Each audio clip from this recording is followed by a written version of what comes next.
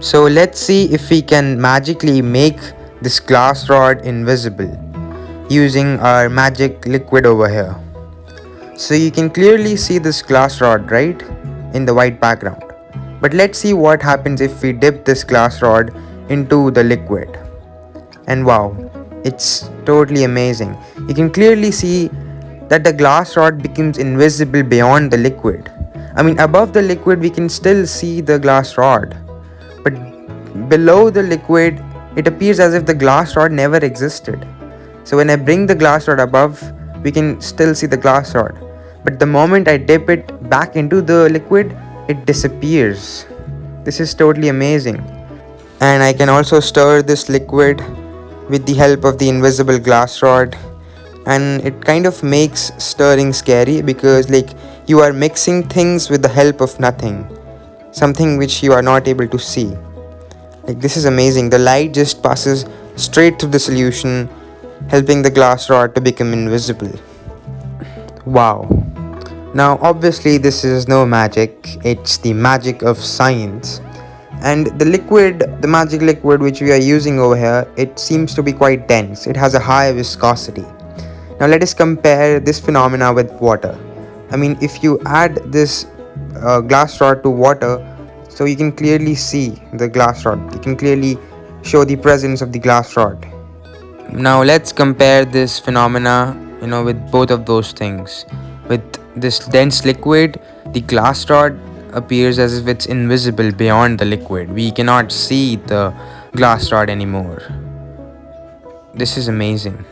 But with the help of water, we can clearly see this. This is just to compare this amazing observation between these two liquids.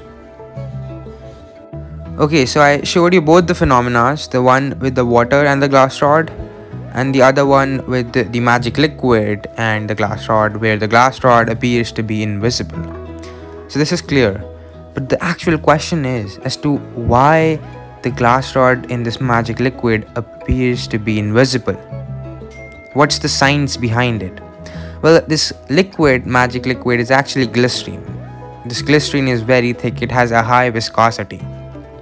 Now, the reason as to why this happens is because of something called refractive index. In simple terms, refractive index of something is the extent to which it bends light. When light travels from one medium to another medium of a different density, it bends. And depending upon the change in the density of the medium, it bends differently. Now you see the refractive index of water is about 1.33.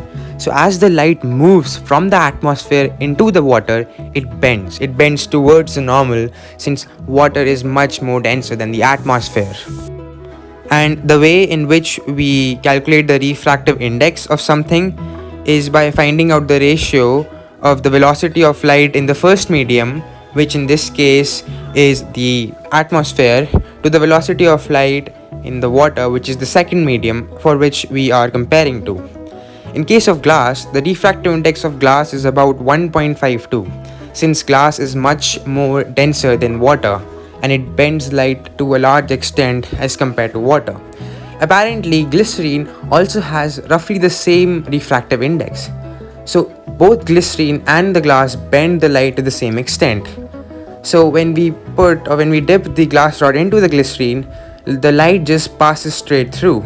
But this is not the case with water, since the difference in the refractive index of the glass and the water is huge. So the light bends to a large extent, and then thus it reaches our eyes, and that's how we are able to detect that the glass rod is in there. But since the refractive index of glycerine and the glass rod is roughly similar, so the light just passes straight through, and thus helping the glass rod to be invisible. And this observation is amazing. It's a great experiment to understand what is refractive index and its formula and how refractive index works in real life. This is the same reason as to why when you add alcohol to paper, which is simply cellulose, so the paper becomes invisible. We can see straight through the paper. As in this case, you can see my notebook, which is placed below the paper as I add the alcohol. so the paper becomes partially transparent and you can see my book. The reason it happens is because cellulose also has a refractive index. It has a refractive index of about 1.4, and an alcohol also has a refractive index of about 1.3, so the light bends straight through it. Now it is not completely transparent, but it is like partially transparent because there's also some difference in the refractive index of about 0.1. This is also a good phenomena to show refractive index. So you see, these chains of experiments help us to understand refractive index, and they also have fascinating observations. You know, these experiments help us to combine two things, chemistry and physics, together. So I hope you like this video, and thank you.